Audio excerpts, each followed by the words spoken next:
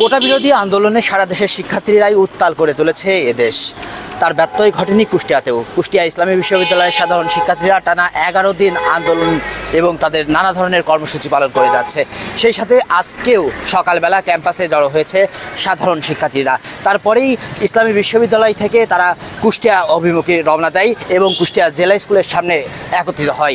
এবং সেই সাথে কুষ্টিয়া জেলার যেসব কলেজ এবং স্কুলের শিক্ষার্থীরা রয়েছে তারাও কিন্তু এই যেই কর্মসূচি সেই কর্মসূচিতে যোগ দেয়। তারপরেই কুষ্টিয়া জেলা স্কুল থেকে কিন্তু লম্বা মিছিল নিয়ে মজমপুরে তারা জড়ো হন এবং সেখানে কোটা সংস্কারের নানা ধরনের সংগ্রামী বক্তব্যও দেন।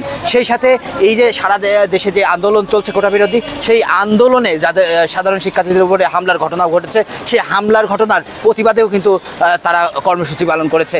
এবং আমরা কথা বলেছি সাধারণ শিক্ষার্থীদের সঙ্গে, তারা বলছিলেন যে আসলে তাদের যেই দাবি কোটা সংস্কার করা, সেই সংস্কার না হওয়া পর্যন্ত এই আন্দোলন আরও বেগবান করে তুলবেন। এই ছিল কুষ্টিয়া থেকে শেষ খবর।